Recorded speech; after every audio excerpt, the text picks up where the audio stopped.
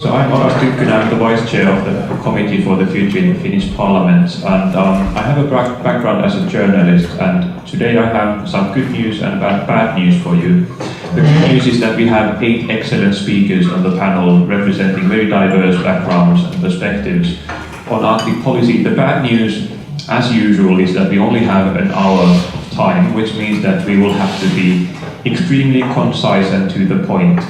So I will have to ask our excellent panelists to limit themselves to a couple of minutes in the first round of discussion so that we have time to open the floor for debate and questions a bit later.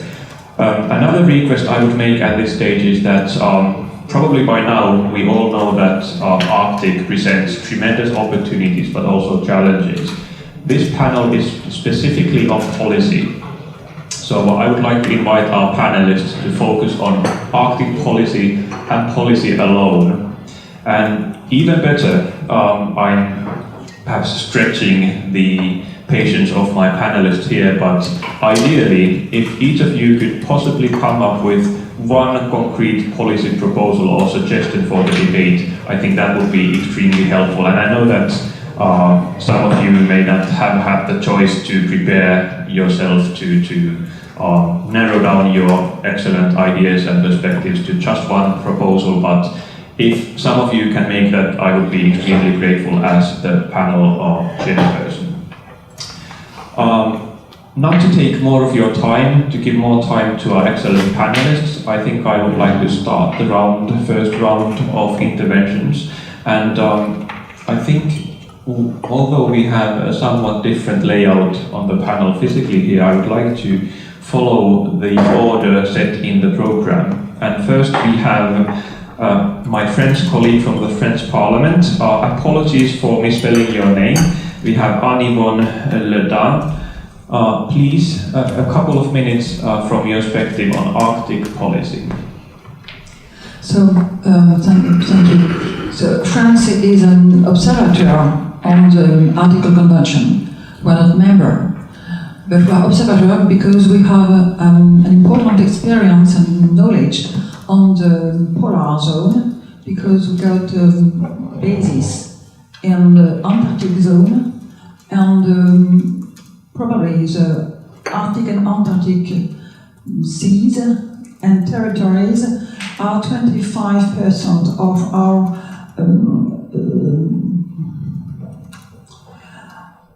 non-metropolis zone, island. 25% of our coastal zone are in Arctic and Antarctic zone. So we are a polar country.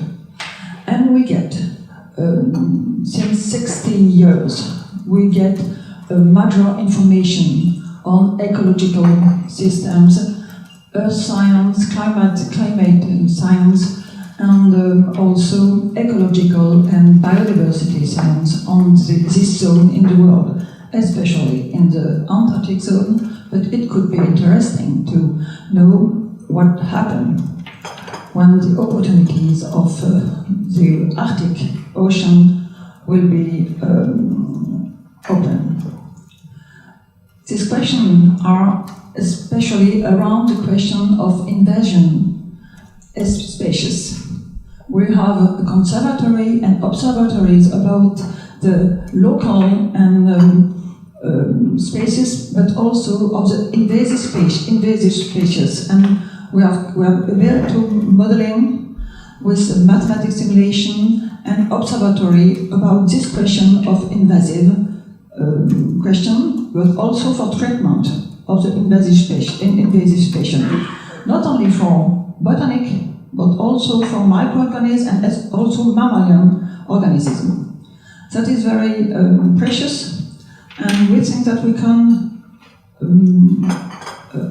bring these experiences to an international community around the Arctic zone and especially in the Arctic Ocean. Because we think that common treaty could be an objective for scientific community, but also for Europe, for make a special treaty for the conservation and exploration and knowledge on the biodiversity in the marine, in the ocean, Arctic Ocean, when all will be open. But it is an important objective, but if we don't have, as scientists, this kind of objective, each country want to exploit the richesse, thank you for the name, the wealth of the Arctic Ocean. That is, we have to do that as a prevention zone, because you know, actually in the observatory of the Arctic Convention, European Union is not present. Only France, Germany, Ireland, but not European Union. That is a question, so it could be a good objective to make an international treaty about the exploration and conservation of the biodiversity in this place. Evidently, there is also other things that some biodiversity around climate, knowledge, around and climate participation of the evolution of the Arctic Ocean and also oil. One of important evolution could be also around the gas emanation with the, I'm sorry for my English, la fonte de la glace, the melting of ice, and the evaporation of the subsidence land could could make natural gas emanation in the air. That is a problem, and nobody is talking about that. We are afraid of gas in the subsoil, in the rocks, but nobody talks about the gas just near us, just under the ice. So France could occur and bring some experience, especially on biodiversity, ecological ecosystem, and on Earth and in the ocean.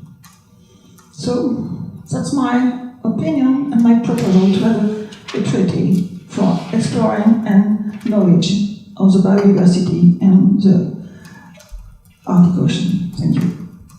Thank you so much. That was a very concrete proposal, and actually the Finnish government has also been speaking for an Arctic treaty. I'm sure many of our panelists will come back to that issue.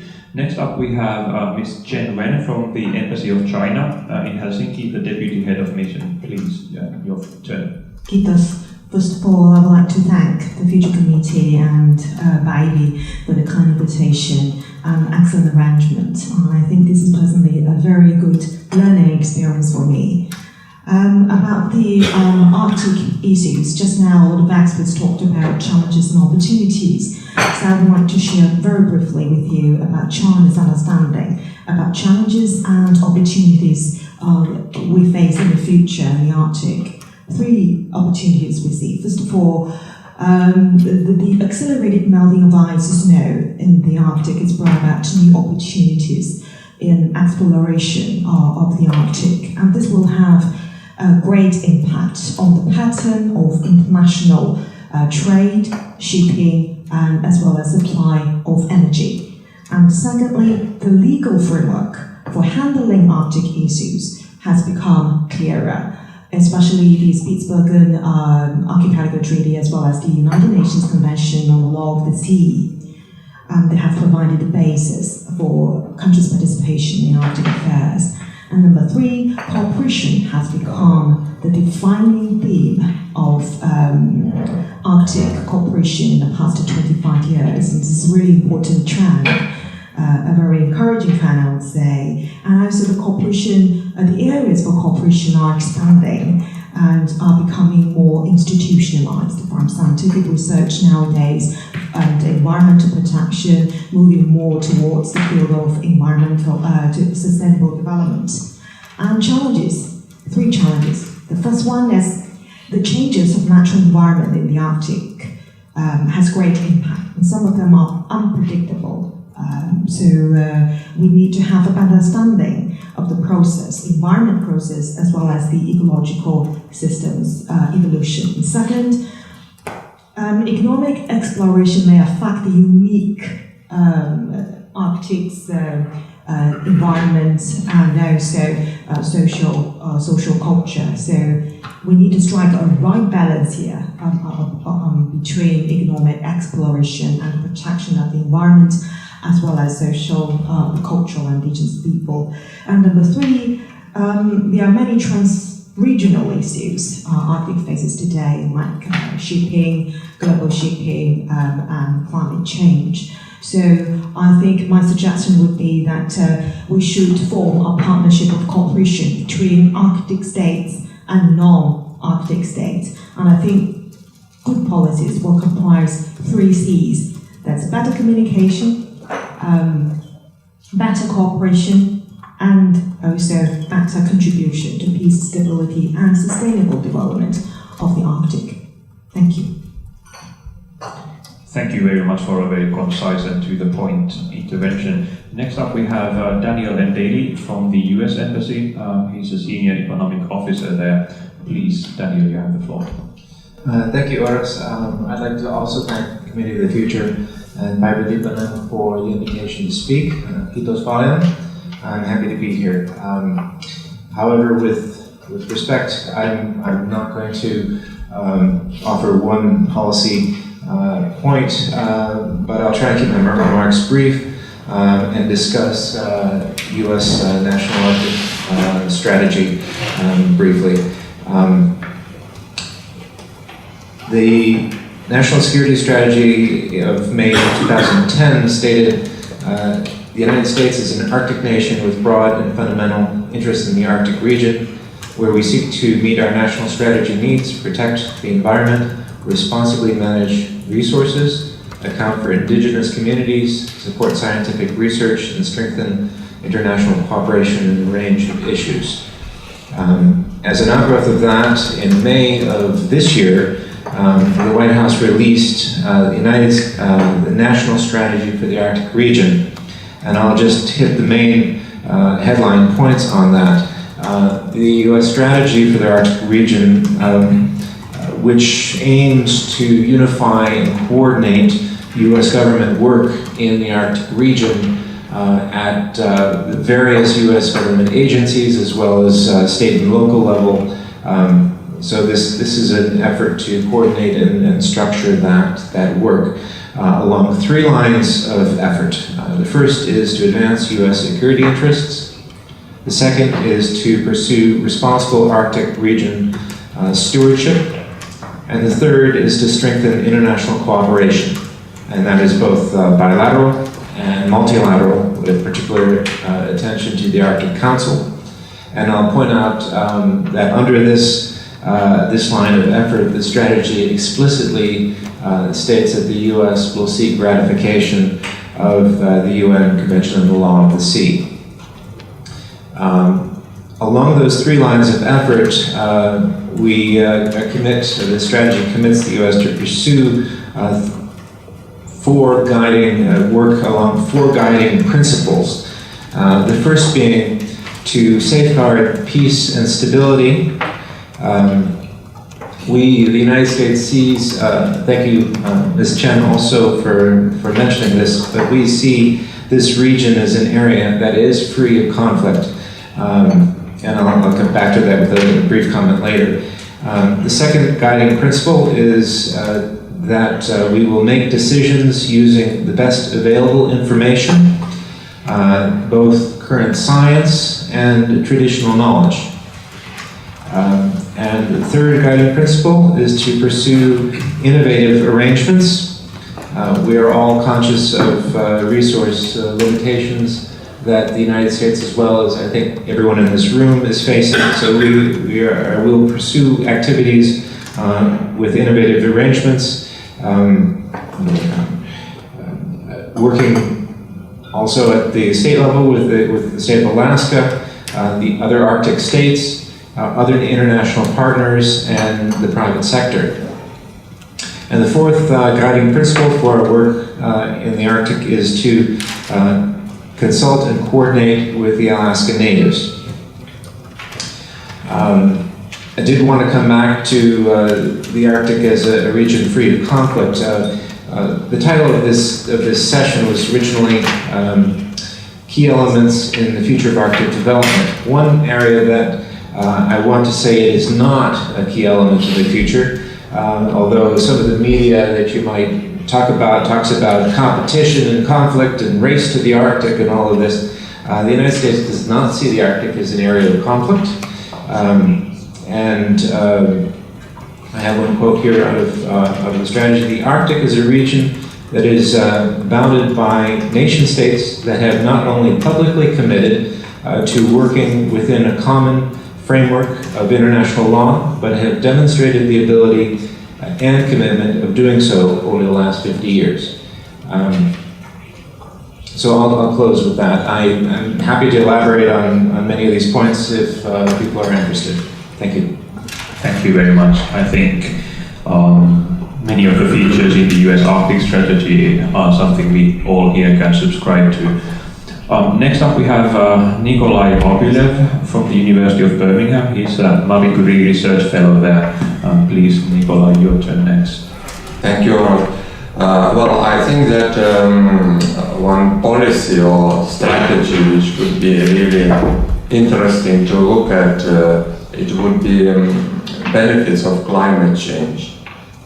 So far, the efforts of international community and national governments were predominantly focusing on assessing risk and trying to predict strategies for adaptation to climate change in the Arctic region, because we cannot really mitigate much in the Arctic, but adaptation is needed, of course, for local communities and for broader areas of the countries. But I think the issue of benefits has not been really fully exploited, and up to now, at least, I haven't came across really clear strategies on that. There are some thoughts that it might be good for shipping, maybe some agriculture and so on, but I think we need to look more thoroughly into this issue, and also using all these approaches like ecosystem services, and also broader international cooperation would be needed. I think that it would be really interesting to look holistically at climate change. Of course, I am talking about longer time span, and to see vulnerable regions in the world, and then to see which services become vulnerable, and if these services can be transferred to the Arctic. Here I'm talking about ecosystem biodiversity, but also infrastructure services. So I think this is something which we might be interested to thought further about. Thank you. Thank you again for a very concrete proposal. I think one emerging consensus in this panel seems to revolve around the need for further information and research on many Arctic issues. Next up we have a representative from the Scottish Parliament, Mr. Graham Cook, Head of Research and Inquiries. Your perspective, please. Graham, over there, yes. Thank you. The first thing to say is that I'm not a member of Parliament, so I can't represent the views of the Scottish Parliament or the government, so the views are my own. I suppose I think if management of the Arctic area is to be based on international law, then the international community must understand it, which is quite interesting from my perspective, because Scotland appears on quite a few of the maps showing the Arctic area. We just make it onto some of the maps, and we also have some Arctic environments ourselves. But the debate in relation to the Arctic is virtually non-existent in Scotland, I would say, which is interesting. And so all the things that I'm learning here, I'll be taking back with me. But I also think it's incumbent on the Arctic nations to tell an accurate story themselves, and that's a huge responsibility, and I guess not easy in the rush to develop the natural resources of the area. As regards a particular policy area, it has been mentioned that climate change is the defining issue for everything that's happening in the Arctic. And where it brings opportunities, it also brings enormous risks and challenges. Scotland and the UK already have an economy which is supported by North Sea oil and gas, and it's fair to say that this developed before climate change was a recognised issue.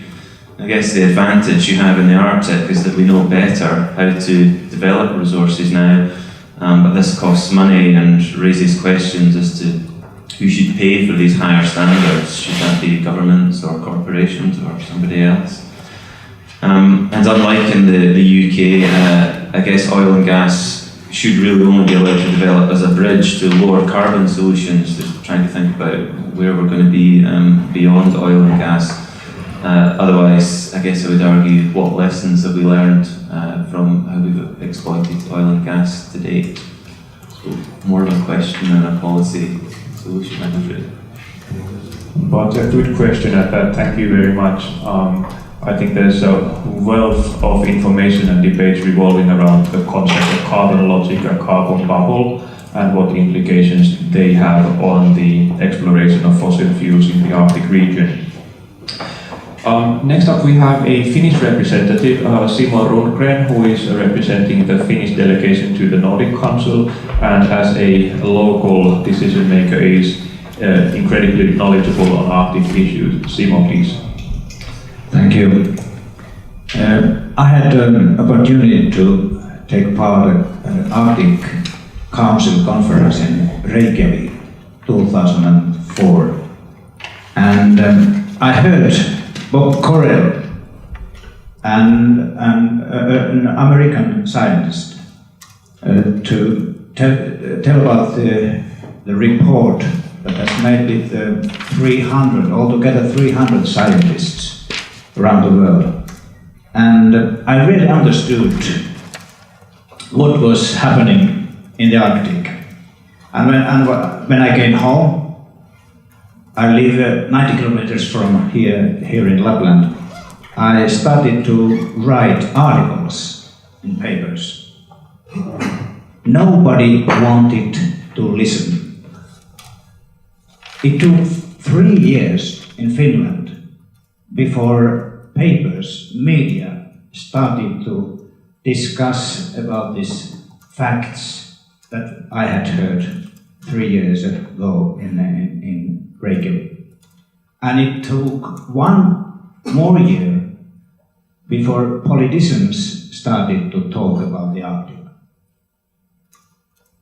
This is the normal way how things go. First scientists, then papers, media, and eventually, lastly, politicians. My dream is that we politicians could be the leading force, visionaries, but unfortunately, we are not. We usually wait till papers start to write, when all the people start to talk, and then we come and ask, what can we do in our parliaments? And normally, it is too late to do anything. So, my dream is, and this is the most important point in this, what I want to say in this panel. My dream is that I want to see the time when the leaders of the nations really lead their countries, not only follow public opinion. It is really a huge lack of politicians with visions, with courage. And lastly, the concrete proposal. Let us build for the people living in the Arctic. The world's best internet connections. I think that this is the most important thing for people living, working here in the Arctic. Thank you very much. As a policymaker, I have to say I really feel your pain about politicians doing too little too late. Next, another politician and another Finnish MP who is probably very aware of this challenge, Harri Jaskari, who is also a member of our committee for the future. Harri, please. Thank you, Oras. And I really hope that during these 2 days you know why we have invited you in here.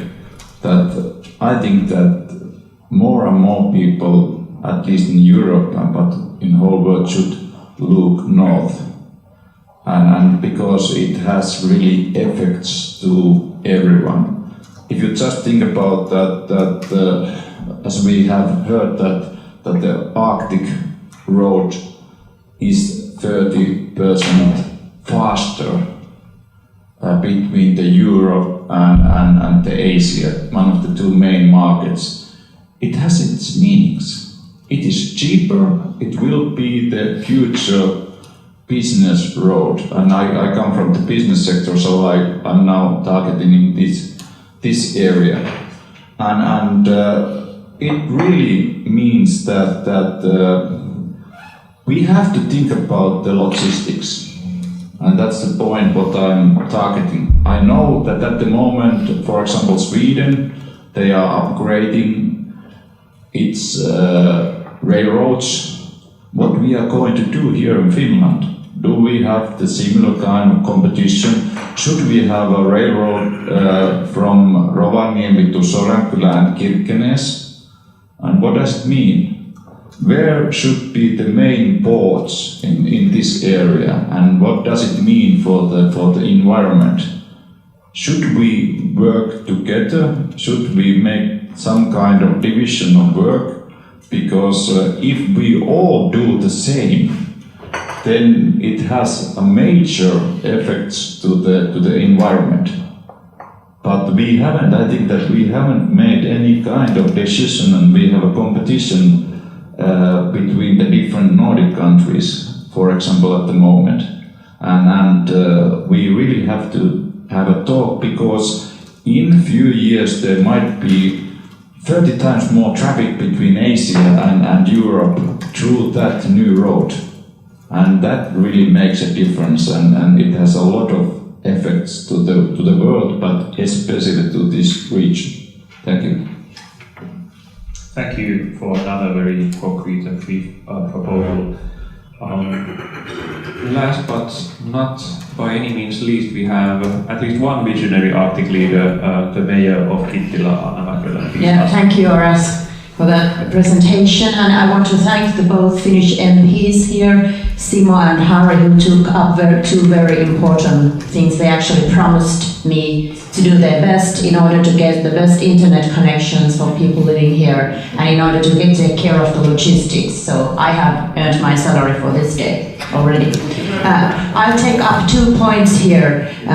When we talk about the Arctic, or let's say when most of you talk about the Arctic, you talk about an area that is somewhere up there. But when I talk about the Arctic, I talk about an area I myself live in, and I want to remind that there are people living here already. Not only indigenous people, other people as well, people who have moved from other parts of Finland and other parts of Europe and other parts of Northern America as well. And just to say a few things, I want the local people living here in the Arctic to be represented in all the work groups that will be established in planning and creating the future of the Arctic area. I think this is the minimum claim of the people living here, and it will also make it easier for everyone else and for all the states involved and for the companies involved to enter an area where they get this sort of social license from the people living in the area. And for the second thing, for us it is important to remember that When we talk about the Arctic business opportunities, we don't talk about Gazprom or Stockmanskaya only. I mean, they are big things, but it's not only that. The innovation and development of the Arctic area, it means business opportunity for local companies as well, for small local companies here in the area as well. And this is something that we, people living here, have to keep in mind. And these logistics and the internet connections are an essential vehicle for us for business development. Thank you. Thank you very much, Anna, and thank you very much to all our panelists for doing a great job in being both very concrete and concise. I'm actually looking around the table to see if any of you want to comment on each other first before opening the debate. Yes, please.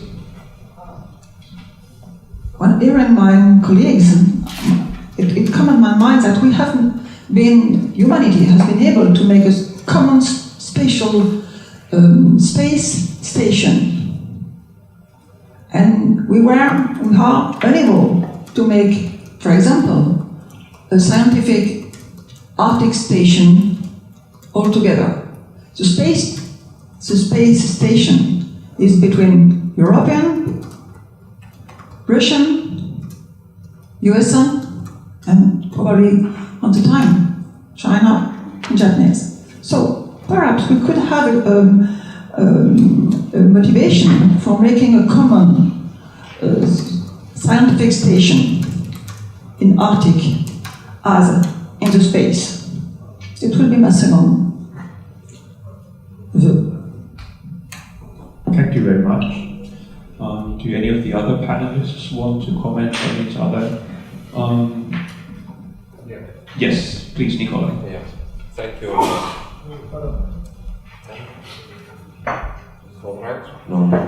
Yeah, it is. Okay. Yeah, I just want to have a brief comment on what Anna was referring to and Harry about this economic development locally driven and perhaps once again stress the importance of international cooperation and involvement of broader country-based, well, there is a debate or kind of division, global north, global south, so I think basically both needed to be included into this create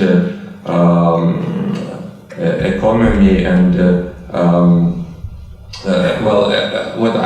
I'm coming back to this climate change because obviously local communities would lose some of their livelihoods, and I think it's really important that these local stakeholders would be the process of adaptation to new economic conditions would be driven by them as well, rather than giving all these major initiatives to big international companies and states. And I think this is a complicated issue, and perhaps it's really needed to be looked upon, and that the economic growth of strategy would be led as much as possible by needs and interests of the local communities, but referring to a global market. Thank you. Thank you, Harry. I just have one comment about this local economy and the importance of this region. I think that most of you who have been here 2 days, you think about that there's no people in here and there should be no market in here, but if you look around a little bit, there's actually 40 million people in here, in this corner of Europe, including the Russia of this part. So suddenly it means not something, but when you come here, it seems to be not true. So even in this area, there is people who can afford to buy different things, and if these new logistic routes are coming here, it means a lot more what will happen in this area, and it has its effects on the environment, but it's also a possibility. Thank you, Harry. I think it's now time to open the floor for questions and comments and debate. I think there was the first one here. Do we have Tommy or someone with the mics? Just a minute, you'll get the mic. Right. Je vais parler en français, lui va. I'm going to translate at the same time the speech of Mr. Rodeo. Et je trouve qu'on est un peu naïf. We are a bit naive. Car s'il y a 40 millions de personnes, If there are 40 million persons in the Arctic zone, la partie qui est sur laquelle il y a des tensions est une partie où il n'y a pas de population. the part of the area where there may be tensions is an area with no population. Et il y a des risques environnementaux très forts. Il y a des avantages possibles, mais des There are risques. some opportunities, but also some tremendous ecological risks. Et donc, il faut, comme pour l'Antarctique, on a eu une démarche très offensive sur l'Antarctique. In the south, in the Antarctic zone, we had a very offensive approach. On a refusé la territorialisation We refused territorialization, et on a accepté l'internationalisation. and we accepted the internationalization of the zone. Alors, le Parlement européen, le 8 octobre, The European Parliament, the 8th of October 2008, s'est prononcé en faveur d'un traité international sur l'Arctique. said it was in favor of an international treaty on the Arctic zone. Dans la loi française sur le Grenelle de l'environnement, j'ai déposé un amendement. In France, we adopted a law on environment, and Mr. Lodeo proposed an amendment that was adopted Voté à l'unanimité unanimously, sur la création d'une station scientifique an internationale. amendment on the creation of an international scientific station for the Arctic zone, Ce qu'a rappelé Madame Le which Pen. proposed Mrs. Le Pen. Et je pense qu'avec les 5 pays qui sont les pays riverains, I do think that with the 5 countries avec les autres pays, l'Union that are européenne, countries of Japon, this zone, together with other countries such as Japan, China, nous devons coopérer en matière scientifique. we, the Europeans, must cooperate in the scientific field. Car on ne peut pas parler de coopération It is not possible to talk about cooperation si tout le monde n'est pas autour de la même table. if not everyone is around the same table. Thank you so much, Maxi, for challenging us here in the panel. I think Klaus-Jan next. Yes, yeah. Yes, we heard from Daniel Daly that the US don't see this area as an area of conflict. I'm not so sure about that, but I agree with you. If we see it as a conflict between nations, then you're probably right. But there is a potential conflict between North and South, since all the big capitals are in the South. And they are making the treaties, they are negotiating in the Arctic Council, but all the people living are way up north. And so, on the one hand, we have a need for collaboration east-west or around the Arctic Circle, but on the other hand, we have power sitting very far away from from the area we are talking about. So my question is, what is the policy that makes it possible to have a future regulation, future way of managing this area, where we don't create conflicts with the local population as capitals around the globe are taking decisions about this area? We heard that one suggestion was to have local communities represented in work groups, but my feeling is that's possibly, that may not be enough to avoid conflict. I know in Denmark, for example, we have the Copenhagen nuke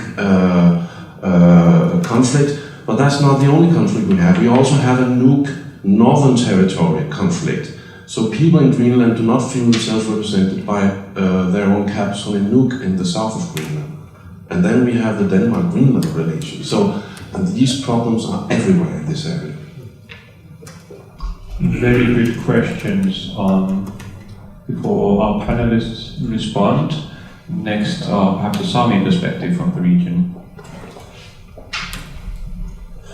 I have a question for the panel about the future of the imperial languages of the Arctic, which should be the future lingua francas of Arctic. And I would especially ask this before this question is normally answered through practice, that it's English. But I would say that this is a very problematical answer, because there are some old traditional imperial languages in Arctic, French, Russian and Swedish. And I would even say that for the indigenous peoples it is especially important that there are more than one imperial languages, only because in the Scandinavia and in Kola there has been 4 imperial languages, could the Sami language remain until today. And I would also say that especially in the Arctic cooperation, the indigenous peoples have representatives of the indigenous peoples have very difficult if they are not coming from the English-speaking cultures, because normally they can understand only their own imperial language. I would think that we must improve the position of French, Russian and Swedish. Thank you. Thank you. Very good and challenging questions. Conflicts and tension, representation of the local people, languages for international cooperation. I've seen the hands of Harri and Anna. Harri first.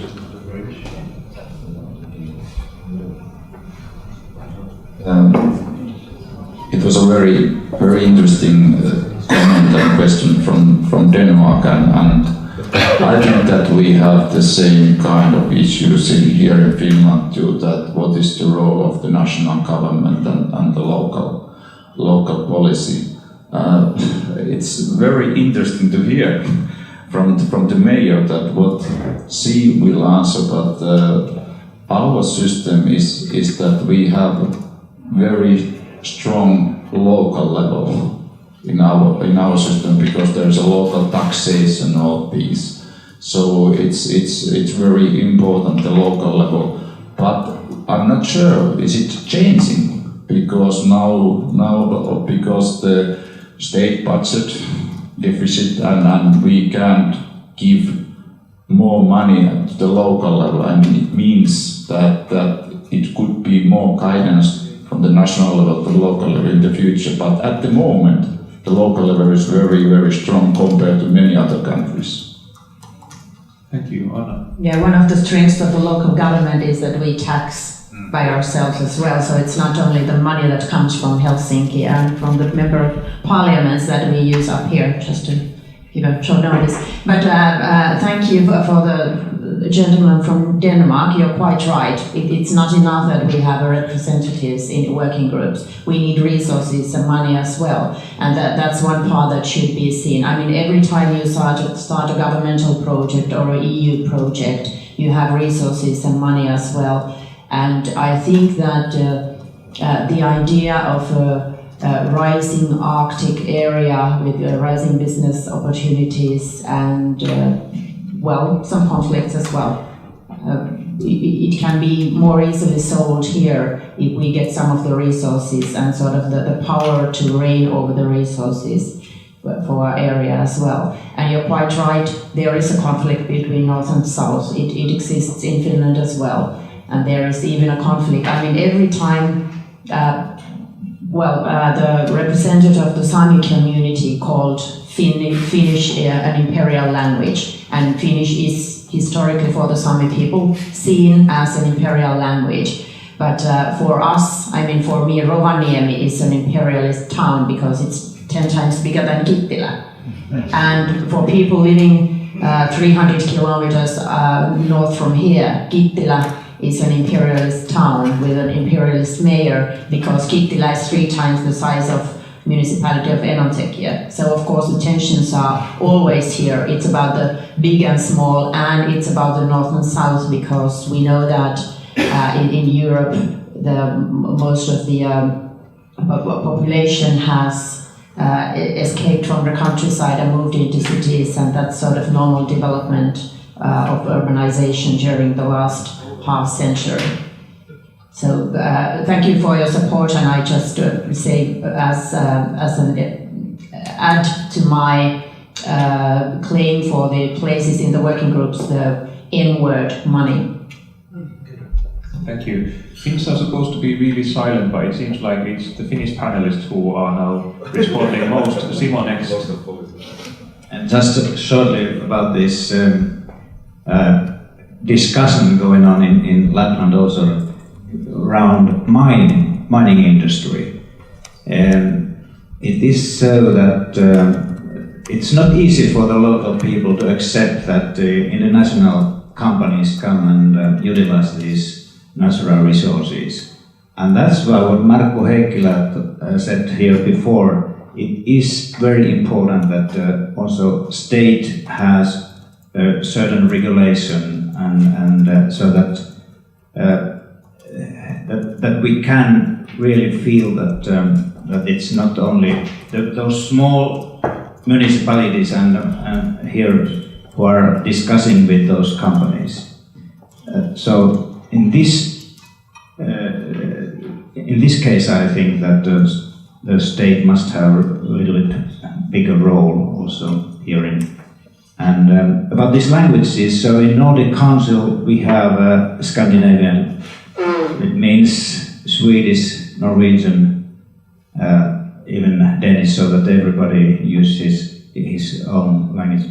It's very difficult for us Finnish people who have our own language very much that differs from Scandinavian languages. Thank you. I think Lars had a very short comment to this topic. Yes, it's just that. What now? What? I'll take this one. Okay. One of the thoughts I think that could be considered, but I don't know if you have comments to that, is that on the one hand there's the Arctic Council, which I guess will continue being a council between nation states. But why isn't that there isn't any kind of Arctic Committee of the Regions? In Europe there is the Committee of the Regions. It's quite an effective, you could say, subordinate, collaborative level. And isn't that what you need around the circle, around the table? Oras. I guess Simo has we have a Barents Euro-Arctic Council with all the Nordic countries, Russia and the European Parliament. We have this kind of council here, a local council for this. Yes. Yeah. So yeah, but the Arctic Council is where Canada and USA are. I think the concern was that we have the tools to bring states to the table, but if we want to engage other players, non-state players, then we may have to improve and find new channels for that. But Chen, please. Kiitos. Well, thank you for all the interesting questions. I think they're really thought-provoking. Just one comment about the comparisons between Arctic and Antarctic regions. I think two differences. First of all, there are no permanent dwellers in Antarctica. Secondly, among all the 8 Arctic countries, 7 of them, they have territories within this region.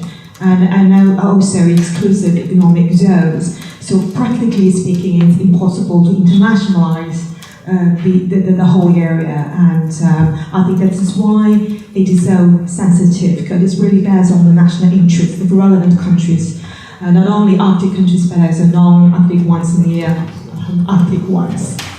Thank you. Thank you. Next, Daniel and then Graham. Thank you. I just wanted to pick up on something that Simo mentioned about how discourse happens on some of these issues in relation to scientists and then media and then politicians.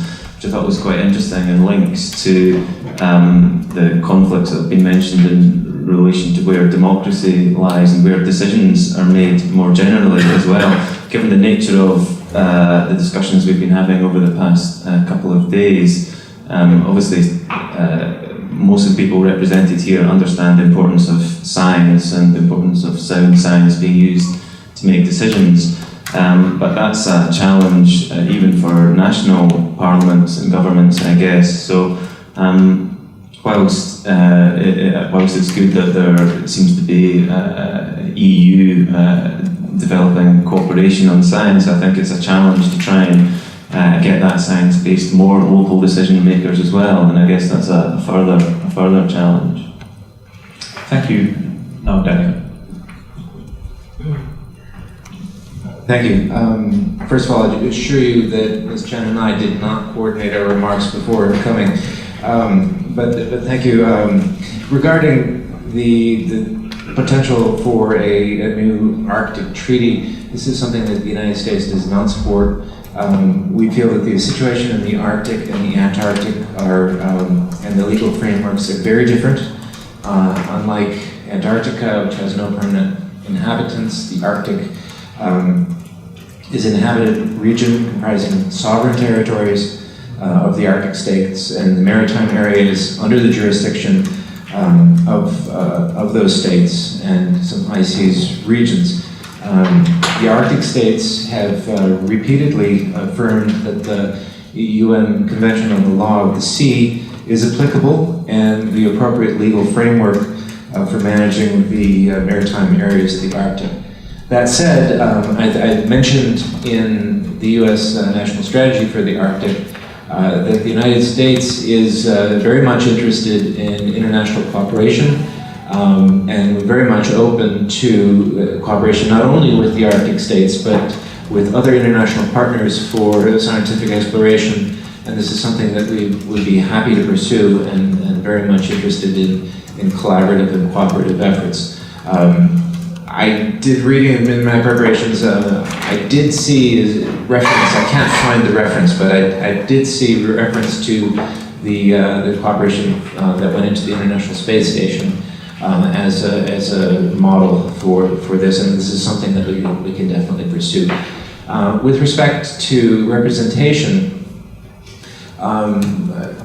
Ms. Bakala mentioned that there are a few people, in the U.S. context, the state of Alaska, which is far and away the largest state in the Union by territory, has, I haven't seen the latest census figures, but I believe it's still fewer than 1 million people. And most of those, Anchorage is at about the latitude of Helsinki, and that's the largest city. You've also got the capital, state capitals even further south. So in the Arctic, it's really small. But coming back to your representation, I liked the comment that Rovaniemi considers Helsinki imperial and Kittilä considers Rovaniemi imperial, and so on and so forth, all the way down the line. The Arctic Council, which the U.S. considers to be the key body for managing Arctic affairs, is somewhat unique in international in bodies, in that the indigenous populations do have a seat at the table.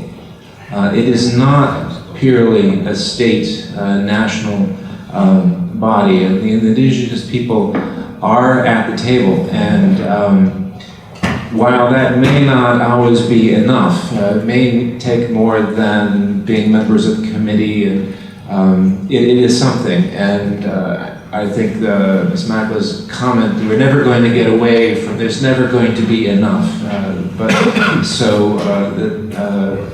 I think perhaps the best that we can do is get the indigenous populations at the table, and then build in a commitment, as the U.S. has done with our national strategy, build in a commitment to fully consider and consult those populations in the formulation of any activities and policies. Thank you. I'm being mindful of the time, so I think we have time for one more intervention from the floor and then some final remarks from the panelists, please. Thank you very much. Can I ask the panel, what are we going to lose here in the Arctic area after 20 years? What are we getting rid of? But I think the theme of this meeting is, how are we going to exploit in economic and technological terms the Arctic area? And how are we going to organize the power play? And but can you tell me how novelists will describe what you have lost in 20 years? And can you also say something about what designers will say and draw for you, so you can experience it, what you have lost over 20 years or 30 years? Could you give a little bit an idea what you have in mind, what you will explicitly lose and you don't care for that? So that's the price we've got to pay. Can you say something about that? Thank you. Who finds the novelist in herself or himself? Anna did.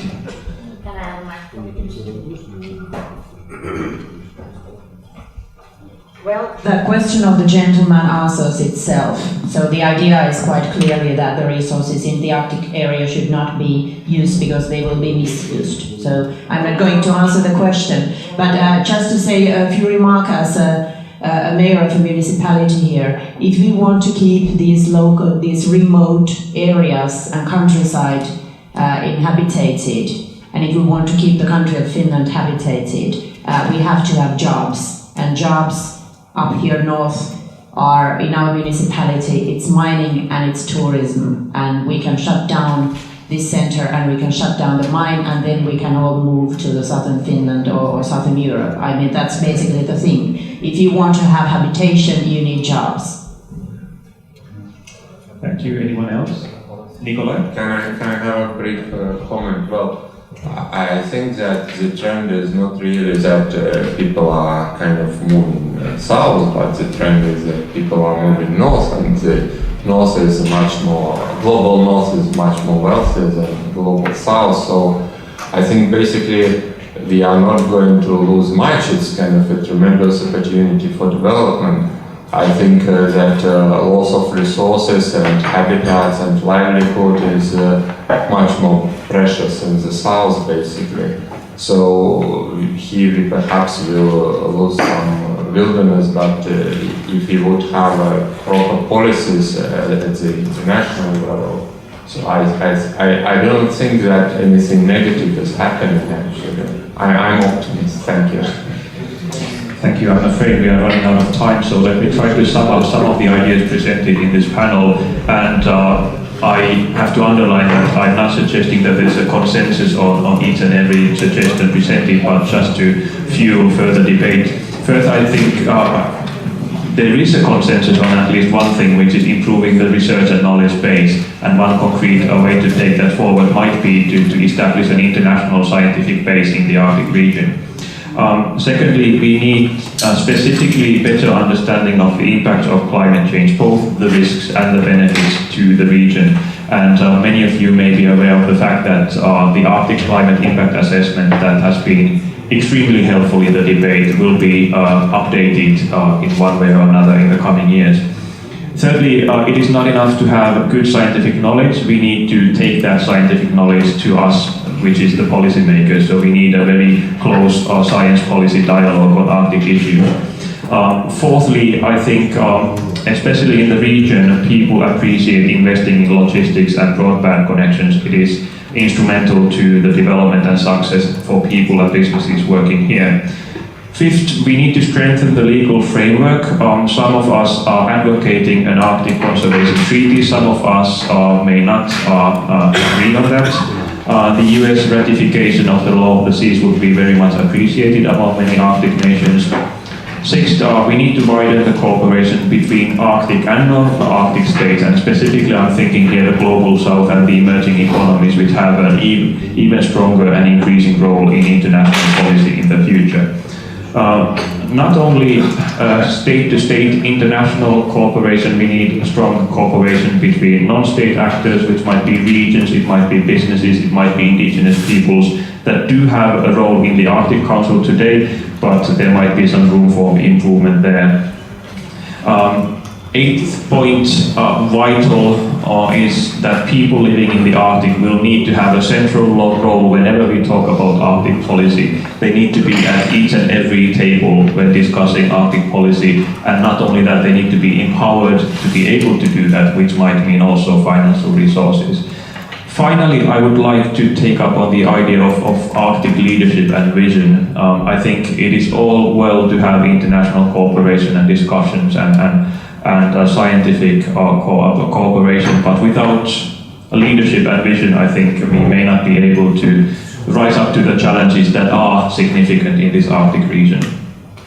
I, as a chairperson of the panel, did not provide my one concrete policy proposal, but I will share that now. I think what we really need is strong international climate policy, because without that, what we are going to see in the Arctic area is going to be disastrous, both for the people and definitely for the environment, and it's going to have also global repercussions. Arctic is really the kind of testing ground for climate change, and it is really showing what the disastrous impacts might be for the whole planet in the future if we fail to address the climate crisis.